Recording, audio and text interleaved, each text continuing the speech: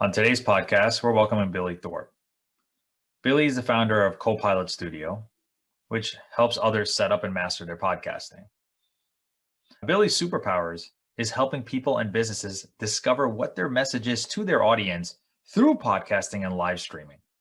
We all have something to say, and podcasting is helping us fill that void.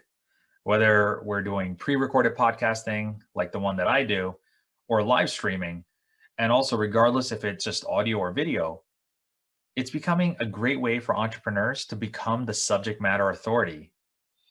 So let's talk to Billy and learn more about podcasting and how it could help entrepreneurs. Welcome to the Business 360 podcast, Billy. Hey, Rashab, thanks for having me, man. Really appreciate the invite to the show. Absolutely, man. I'm so glad that you're here. So, what I want to do is I want to really get into letting our audience know a lot about the podcast side. This is a new podcast that I've started. This is, I think, episode 10. And I want people to understand from someone that is a podcast professional, such as yourself. So you are a podcaster, you're a podcast consultant. So explain what that specifically is and, what you do to help others who are podcasting. Yeah, man, absolutely. Well, kind of a little back, not too much of a backstory, but my bread and butter has been the t-shirt printing business, apparel, different things like that. So I really was podcasting about 3 years ago, just as a hobby. So I started a fishing podcast, built it up, sold my half of it, started another business podcast similar to what you're doing. And then I did another fishing podcast, and then the pandemic hit and everybody was like, hey man, can you help me start a podcast? Like, I got a ton of questions about this, like live streams, podcasts. I'm like, man, I think there's something to it.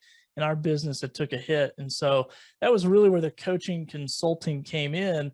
And it's still really, to be real transparent, like really new for me to do that. I've been helping people, probably helped start over a dozen podcasts already just in the last, 8 months or so. But yeah. So it's a really interesting thing. And I'm just really passionate about having people find their message and get it out. Cause I just feel like people's messages, if that's like a burning desire for them to share it, is like a key to really help other people unlock destiny or, mindset or, just give people permission to live and do what they want to do. And so I feel like so many people have a message. And so that's what I do, man. I just really coach people like, first of all, you got to plan your podcast, really plan it backwards, engineer this thing. Like, where do you want it to be? And what's the objective of your podcast? So we go from that planning to launching it. There's a whole launch strategy behind, getting more episodes out early on to get your audience built up on a trailer episode. I mean, we could dive into all this kind of stuff. And then growth, like how do you grow your podcast? How do you get it in front of more people, your target audience? How do you find your audience? And then the last thing that I really love is monetization, because we've been fortunate enough to take a really hyper niche podcast and monetize it early on within 6 episodes. And we're getting ready to launch our 50th episode next week. But we've been, cashing checks since episode number 6 on a fishing podcast that I co-host on. So what do you say to the people right now? Maybe you heard this, where there's a saying out there, everyone has a podcast.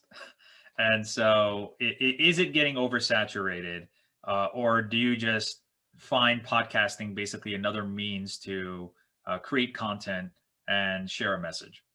I love this. I do hear this a lot. Everybody has a podcast. Why would I start one? Everybody has a heart. Everybody has a brain. Everybody has arms and legs, and they have a life, and it's just different, man. It's different for everyone, and everyone's geared differently. So there could be 1,000 podcasts about podcasting. Someone asked me that, Billy, there's 1,000 podcasts about podcasting. Why would you start another one? And I'm like, because I have a perspective. I have an experience that's much different than anyone else's. I mean, look at all the books, man, YouTube books, like all this other content creation. There's millions of people doing it, but there's not one of you doing it, or one of somebody, or one of your watchers or your listeners doing it. And so that's the difference. It's I'm the difference in my podcast. You're the difference in your podcast. There's a dime a dozen business podcasts, right? But there's no Rashab anywhere else in the world doing this podcast. And so I think that's what, really, I kind of get on my soapbox as I just did, because I'm like, dude, don't get discouraged by what everyone else is doing. I mean, there's a million everything out there. Accountants, teachers, doctors, we're all needed. We all have a place. And so it's just finding your place and finding your tribe and your audience and really serving them. For those that are starting off in podcasting and are getting dejected or deterred with maybe not as many downloads and things of that nature, what would you say to them?